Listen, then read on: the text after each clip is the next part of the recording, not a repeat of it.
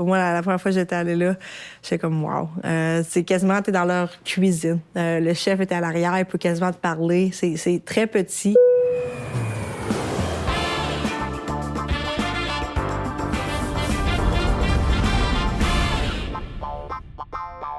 Bienvenue au guide de voyage Air Canada, l'édition hockey. Ici Pierre Houde. Aujourd'hui, nous avons le plaisir d'avoir sur le plateau l'une des plus grandes joueuses de l'histoire du hockey féminin au Canada et elle est aussi maintenant l'une des meilleures joueuses de hockey professionnel, Marie-Philippe Poulin. Bonjour Marie-Philippe. Bonjour. Marie-Philippe, Boston, ça représente pour toi évidemment un très grand coup de cœur. Là, on en est bien conscient.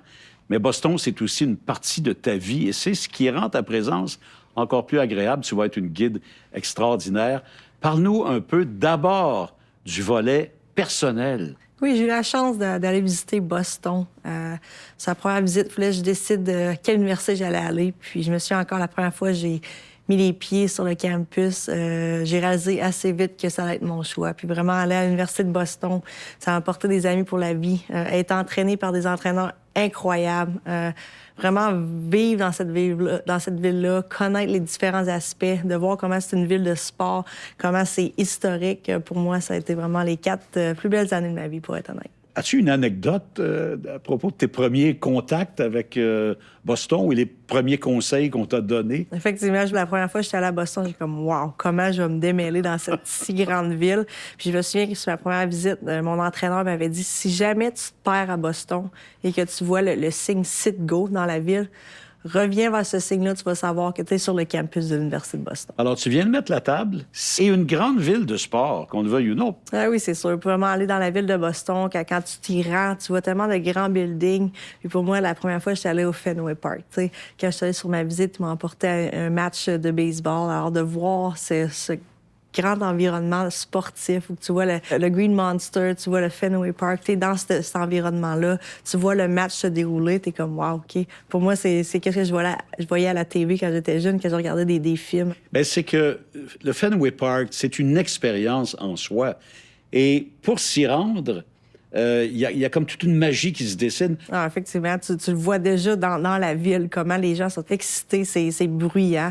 Fait que tu sais que vraiment, tu l'as mentionné, c'est une expérience, mais aussi tu fais partie de la communauté. Tu vois vraiment la connexion qu'il y a, que Boston et le sport ensemble, comment les gens sont passionnés envers leur sport à Boston. Il y a un quartier qui est extraordinaire, qui est très reconnu. C'est North End, hein, cette portion à la pointe nord de la ville de Boston et de la région. Oui, la première fois que j'ai eu la chance d'aller dans North End, tu en entends parler. C'est une belle petite rue avec plein de petites boutiques, plein de restaurants, plein de petits cafés où tu as la chance. Tu veux essayer d'aller dans tout.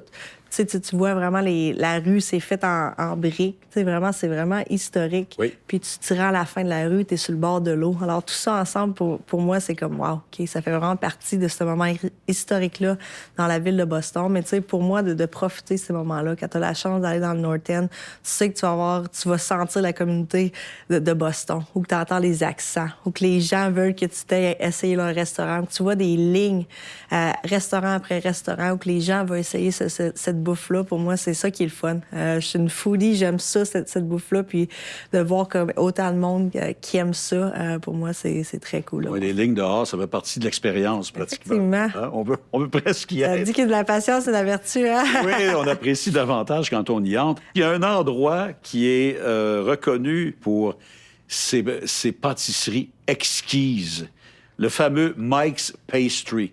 Et les gens viennent de partout au monde, peu importe l'heure, pour goûter à ces délices-là. T'as vécu l'expérience? J'ai vécu l'expérience, j'ai attendu en ligne.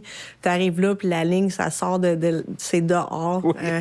Les gens, ils ont des numéros, c'est qui les prochains, mais tu vois comment c'est tellement fait avec amour, pour être honnête. Ouais. Tu vois, c'est pas seulement des numéros après, c'est les gens prennent le temps de savoir comment ça va, quelle sorte que tu veux. Fait que, tu sais, de pouvoir essayer ça, pour moi, j'avais vraiment aimé ça, puis je le recommande à chaque fois. Bon, le campus de ton université. On dit toujours que Boston, ville universitaire, Dans ton cas, c'est l'Université de Boston.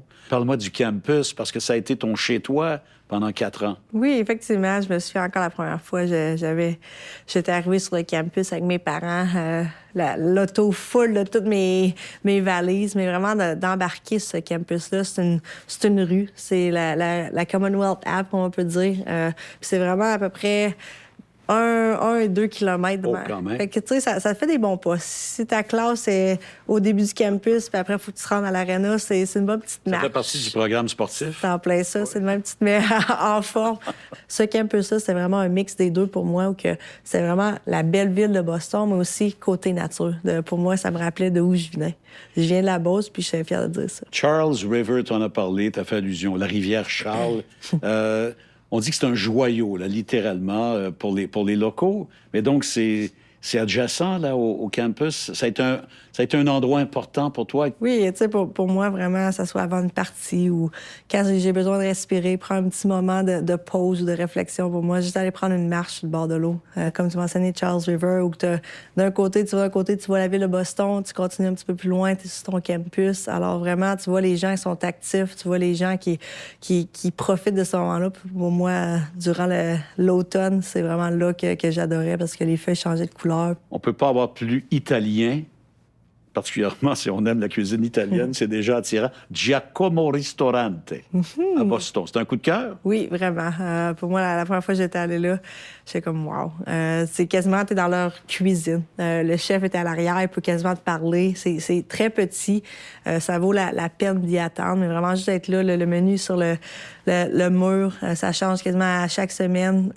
Pour moi, j'ai adoré. Puis, tu sais, c'est juste un moment pour, encore une fois, connecter. Tu vois que les gens, ils sont fiers de dire qu'ils sont de Boston, puis ils veulent qu'ils te disent que hey, je viens de Boston, viens voir ça, viens essayer ça. Fait que vraiment, tu le sens. Puis, tu sais, Giacomo au restaurant, j'avais vraiment senti qu'ils étaient fiers de leur bouffe. Puis, moi aussi, j'étais pas mal fière de l'essayer aussi. Asiatique, italien, français, quel est ton classement préféré? Italien, c'est en haut. Italien, pas mal en haut, oui. Bon. Ben, il y a évidemment aussi toute la réalité irlandaise à Boston, avec les pubs irlandais et leur bière, évidemment, mais leur cuisine aussi. Ça fait partie, ça aussi, de l'expérience. C'est certainement l'un des beaux endroits en Amérique du Nord.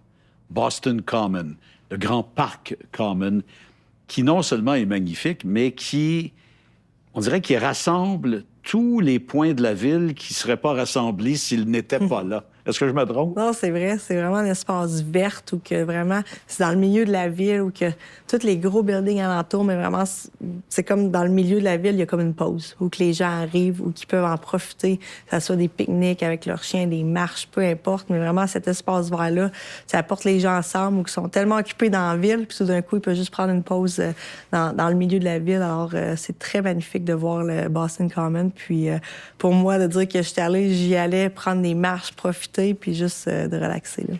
Pour voir tout ce que Boston a à offrir, d'unité, mais en même temps de contraste, c'est Newberry, la rue Newberry. Oui, cette rue-là, pour moi... Tu as déambulé souvent. Oui, de toute façon, c'était pas mal dans ta cour.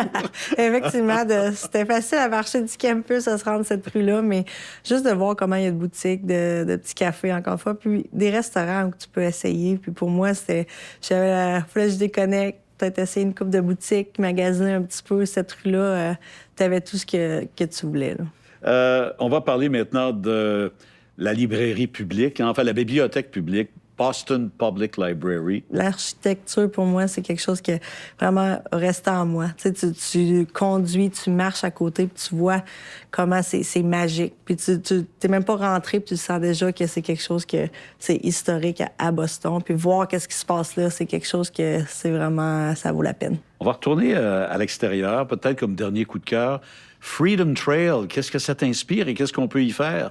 Non, pour moi, c'est comme cette trail-là, pour moi, c'est si tu veux connaître Boston, c'est la meilleure façon de pouvoir marcher, de pouvoir prendre, peu importe ce que tu veux prendre pour y aller, vraiment de voir des monuments, de voir l'historique qu'il y a à travers Boston, de voir des statues qui sont là pour démontrer qu'est-ce qu'ils ont fait pour Boston. Pour moi, c'est remarquable. Puis, tu peux aller longtemps, tu peux marcher, tu peux lire, tu peux être dehors. Alors, tout ça, tu peux vraiment apprendre beaucoup de Boston. Donc, c'est un parcours qui est dessiné vraiment dans le but de découvrir l'histoire de Boston et sa très riche culture. Effectivement. Bon, évidemment, maintenant, ta vie professionnelle et personnelle t'a amené ailleurs. As-tu gardé quand même... Mais on voit que tu gardes un attachement et un émerveillement pour Boston, et on peut le comprendre. As-tu quand même gardé des amis et des liens avec des gens de l'époque? Oui, j'ai eu la chance, j'ai des amis qui vont être là pour la vie. Tu veux pas, tu vas à travers tellement de beaux moments,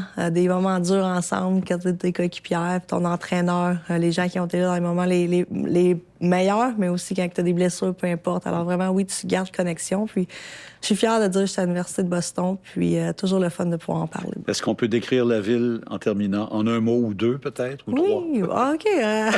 J'arrête à 3, c'est trop facile sinon.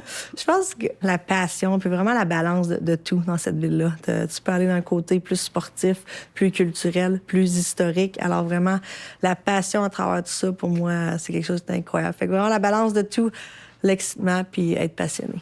Je le savais que tu allais être une guide unique et exceptionnelle, parce que tu nous en parles avec passion, mais tu nous en parles avec connaissance aussi, et avec, on le voit en terminant, avec beaucoup d'affection.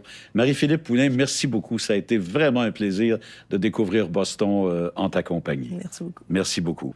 Voilà pour cet autre segment des Guides de voyage Air Canada, édition hockey. Il y a d'autres options pour vous si ça vous intéresse. On peut aller vers le sud, à Fort Lauderdale, avec mon collègue Marc Denis, l'ancien gardien de but. Ou encore, aller jusqu'au Pacifique, vers l'ouest, découvrir la ville de Los Angeles en compagnie du gardien de but Samuel Montembeault.